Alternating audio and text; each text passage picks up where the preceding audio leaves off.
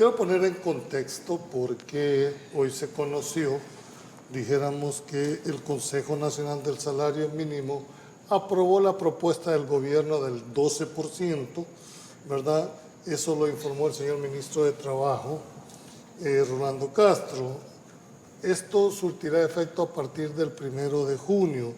El aumento rondará 29.21 y los $43 dependiendo del sector de la economía.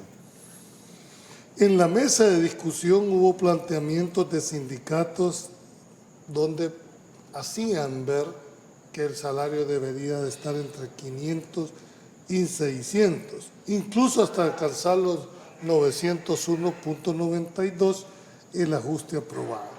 De tal manera de que hubo ya una decisión tomada entre empleadores, trabajador y gobierno. ¿Cuál es tu primera impresión con respecto al porcentaje? ¿Es real? ¿Lo va a aguantar las empresas? En fin, ¿cuál es tu valoración? Bueno, yo creería que lo planteé aquí en este mismo espacio, ¿verdad? Es un porcentaje paliativo. ¿Qué es paliativo? Es decir, llega a generar un impacto pequeño en comparación a la realidad económica de la clase trabajadora. Si consideramos la inflación desde 2021, el aumento de la pobreza, que es otro indicador importante, el impacto que va a tener estos indicadores puede ser mínimo, básicamente algún sector, porque es lo que está planteando. Tenías al economista Carlos Acevedo que hablaba de $800 y no es por demás la cifra que él da, según los datos que tienen, el costo de vida, digamos, el costo de vida del salvadoreño andaría por los $900. Obviamente, esa realidad no pega todo porque también hay un contexto que hay que decirlo, que en nuestro país los máximos empleadores también es un sector empresarial que no ha crecido mucho. Recordemos que estamos, a pesar de todo, y no se diga, en un efecto post-pandemia, nunca hubo una recuperación económica capaz de poder generar, digámoslo, un tránsito a una economía más productiva. Los propios indicadores que da el Fondo Monetario Internacional nos dice que el crecimiento para este año proyectado al 3% anda por 2.5%.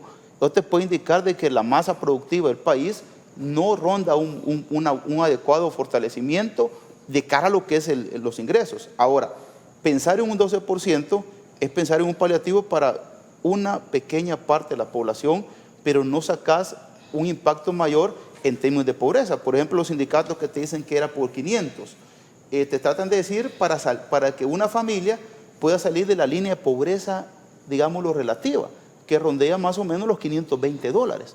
$520 está hablando más o menos de un 17% de la población. Digámoslo por ahí en datos, por cerca de unos 800,000, 90,000 personas que no saldrían en este momento de la clase trabajadora, porque, ojo, hay que decirlo, este es el salario de un sector formalizado de la economía, porque el sector informal, que sería en este caso subsecuente, porque le pagan el salario y en ese consumo pues hay que verlo, ¿no? Entonces yo pensaría que por ser un paliativo, el impacto va a ser mínimo con respecto a las expectativas que tenía. Por ahí podemos comenzar. Profesor, el aumento del salario mínimo se produce 4 años después de la última revisión, cuando en agosto del 2021 se incrementa ya por este gobierno un 20% de la remuneración. Es decir, ¿es suficiente esto después de 4 años?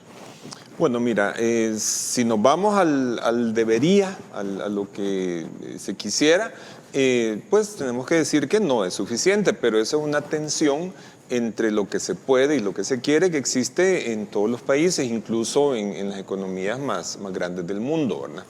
Y también yo tengo que decir que es bien difícil digamos acá en esta mesa estamos analizando el tema, pero nosotros no ganamos el salario mínimo, entonces es bien difícil de este lado decirle a alguien que gane el salario mínimo, mire, es un aumento, es lo que se puede, confórmese, ¿verdad? O sea, creo que es conflictivo. En esa economía, pues como que no cabe mucho lo que a primera vista a alguien se le puede ocurrir, decir, entonces controlen los precios, ¿verdad?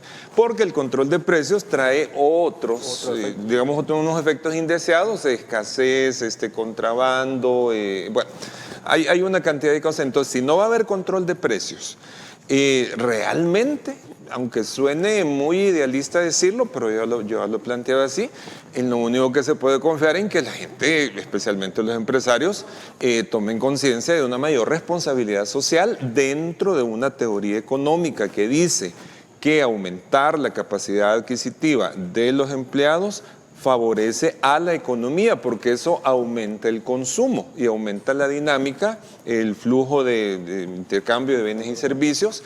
Pero sí, o sea, que los empresarios logren entender eso, que a veces no es tan tangible, decir, ¿y cómo me va a beneficiar si mis empleados tienen mayor capacidad adquisitiva? A la larga es así, según ciertas teorías económicas, pero yo creo que es en lo único que se puede más o menos confiar, porque de otra manera podemos caer, como te digo, o en la inflación, o en el desempleo, o en un control de precios que puede ser contraproducente. Y ese es un dilema que todas las sociedades enfrentan. A ver, yo cuando he tenido aquí a los personajes del Centro de la Defensa del Consumidor, la Defensoría, rehuye mucho el tema del control de precios, como dice el profesor.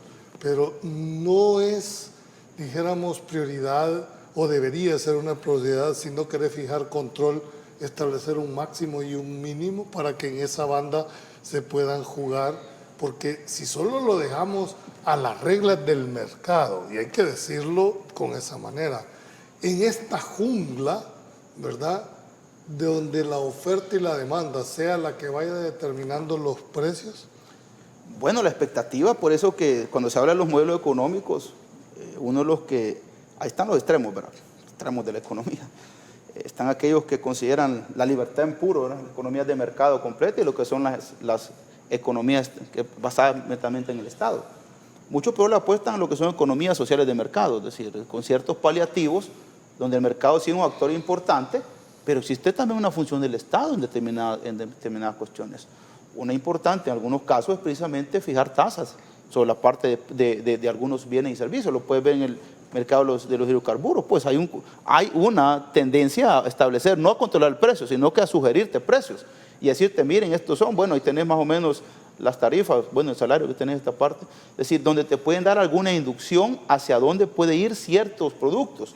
Ahora, el caso del tema de alimentos, que es el que realmente surte el efecto principal en una economía familiar, recordemos que la palabra economía significa cuidado del hogar, son los alimentos. Y el problema de los alimentos para nuestro país es que no producimos nosotros alimentos. Es decir, nosotros más o menos, hace un año más o menos, el índice de actividad económica nos decía que la producción de alimentos de todo el sector agrícola estaba por el 0.08. La producción, otro tiempo estuvo 0.04. Hoy anda subiendo ya por el 0.1. ¿Qué te quiere decir? Que necesitas también plantear el escenario de tu economía. Porque, ojo, un problema también de nosotros con los salarios mínimos es la estructura de la geografía económica que tenemos. Aquí tenemos la tabla y mira cómo Bueno, el salario actual en la industria, $365, 12% a partir del 1 de junio, 408.80. Comercio y servicio, 408.80. Maquila y textil, 402. Y aquí viene la parte agrícola. Sí. Vean ustedes la diferencia entre el sector agrícola con el sector de servicios y comercio e industria. Recolección de caña de azúcar, 305.23. Esto es sin descuento. Sin descuento, sí, $100 menos. ¿Vea? Sí. $100 menos. Sí. Beneficio de café, 305.23. Recolección de café, 272.53. Son todavía $130. Más, igual que el de pesca y actividades agrícolas. Esa es la realidad que se dibuja. Claro. Pregunto, ¿cómo hace esta gente para sobrevivir? Bueno, en este país, mira, primero hay que considerar un factor que es importante. En buena parte del sector rural existe el influjo de remesas, que hay que decirlo, las remesas llegan mucho a las zonas rurales. Y la otra, que aquí pasa lo que decimos economistas, hay que hacer familias porque no hay otra opción, ¿verdad? Hay que unir 2 salarios, 3 salarios. Y hay que calcular que también el cálculo de pobreza en el país, fíjate que está fijado sobre una familia de 3 miembros y un poquito más. Pero hay realidad donde hay 5 o 6 personas en una sola familia y un solo salario. es que la pobreza en el país es un problema severo. Ahora, pero te digo, el impacto en el momento, en este caso, si no juntan dos salarios, no es grande. Veremos qué va a pasar con el salario mínimo. Otro de los temas que ha acaparado la atención fue, dijéramos, la reforma educativa, pero puntualmente la reforma educativa ha tenido como varios aristas, varias problemáticas. Una de ellas es las condiciones en que los docentes están dando, la infraestructura de las mismas. Por cierto, el día de ayer el presidente de la República anunció que iban a repararse 2 escuelas. Aquí tuvimos al señor Pacetino, ¿verdad? Y él nos dio un dato interesante y nos dice, miren, ningún gobierno, desde Arena, el FMLN, le quiso apostar a la parte de infraestructura de las escuelas. De tal manera de que en aquel momento de 10 escuelas, 6 estaban en condiciones malas. Hoy, de 10, 9 están, dijéramos, afectadas. ¿Cómo ven? ¿Creen que va a ser posible alcanzar esa meta propuesta por el gobierno? Bueno, yo pienso que ahorita está la voluntad explícita y los recursos, o sea, pasa por un tema de dinero, ¿verdad? Porque si no tenés el dinero, muchas promesas puedes hacer, muchos lanzamientos, pero pues a la hora de las horas no se ve claro. Entonces, está la voluntad explícita, está el dinero y algo muy importante que creo que es clave en estas intervenciones de infraestructura escolar es que tenés la mano de obra.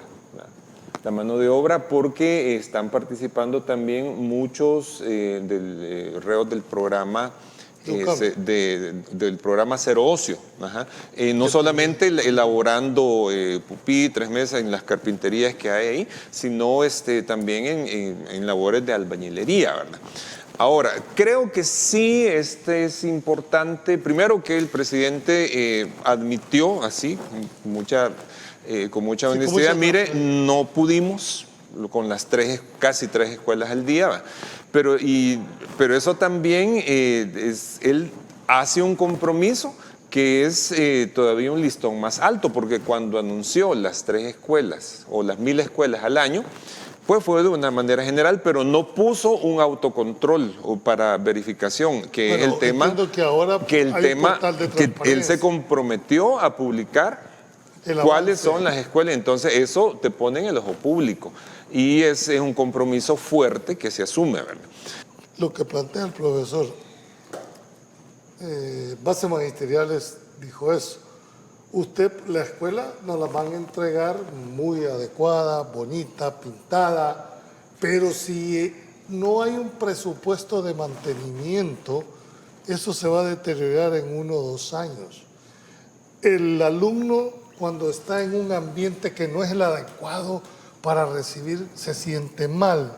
Dice, ¿qué podemos hacer para convencer al ministerio de que nos apruebe personal de mantenimiento anual? Es que mira, hay que decir las cosas así como tienen que plantearse, ¿verdad? Fíjate que la educación es un pilar del desarrollo. Si vos querés crear una sociedad diferente, apostar a la educación. Pero lamentablemente la educación en nuestro país, la apuesta, hay que decir, la educación pública, ¿dónde va la mayor parte de gente? Y va la gente más pobre. La escuela más abandonada, ¿dónde está la gente más pobre? Las escuelas rurales. Que hoy se habla de fusionar, aunque realmente están cerrando, porque es cuestión de cobertura. No, pero hemos visto unos estados de unas escuelas. Mira, te voy a decir, es decir, yo creo que el profesor también es maestro, sabe, es decir, mira, hay lugares, es decir, si vos ves eso y mira atrás los políticos que han estado, tiene que darte vergüenza. Es decir, si vos hablas de violencia en este país, la violencia simbólica más importante es haber mandado niños y niñas a lugares que ni para poner animales son adecuados. Hay lugares donde ni baños hay. Ahora, un establos. Y ese es donde querías que el niño tuyo se desarrollara, que los niños no fueran a las pandillas, es decir, esa es la visión del Estado. Por eso, cuando vos hablas de la política social, hablas del desarrollo social, tenés que hablar de mejorar la educación. La educación tiene varios componentes, porque esta es la infraestructura. Y por eso los organismos como UNESCO han recomendado que el mínimo de presupuesto que debe tener en términos de PIB un país es el 6%. Nadie en el país hasta el día de ahora no lo ha alcanzado. El gobierno, según los datos que tiene, ha logrado en el primer quinquenio superar a los demás. Pero ahí es donde viene la parte importante que dicen los gremios, que creo que es fundamental, que en ese presupuesto debe haber un presupuesto clave en infraestructura. Yo creo, y lo voy a decir, que haber prometido tantas escuelas ¿Un error? fue un error. ¿Por qué? Porque primero tenés que hacer un plan. Mira, un plan, y ahí es donde hay que decirlo de esta manera, el país necesita una política pública de Estado para la educación. Yo le hice esa pregunta a Pacetino y dice, es fácil. El Ministerio de Educación tiene directores, no sé si departamentales, y ellos saben perfectamente cuáles son aquellas escuelas que yo me atrevería a decir que el 5% dice son las que necesitan ya esa intervención del Estado. Sí, mira, hay una cosa que es bien cierta, ¿verdad? Y es que, primero, a nivel de visión, ¿qué es lo que se ha ofrecido antier por parte del presidente? Se ha ofrecido intervenir 2 escuelas por día, ya sea que se comience o que se entreguen unas que ya estaban, ¿verdad? Sí. Pero yo creo que la idea que está de fondo ahí es más bien hacer una inversión en una nueva escuela. O sea, nueva escuela que quiere decir desde el diseño mismo del aula. Porque la educación ha cambiado. Yo estoy seguro que ahorita ya no podemos pensar en que una escuela es nada más un cuarto con pupitres, pizarrón y el banco del profesor. O sea, hay un diseño diferente, incluso el hecho mismo de poner diseños temáticos, circulares, digamos más cooperativos, eso va con las tendencias educativas más contemporáneas, ¿verdad? Ahora, es cierto, hay escuelas que pueden necesitar con mayor urgencia. Yo, pues, quiero pensar que el Ministerio de Educación también sabe, pues, también sabe dónde es, ¿verdad?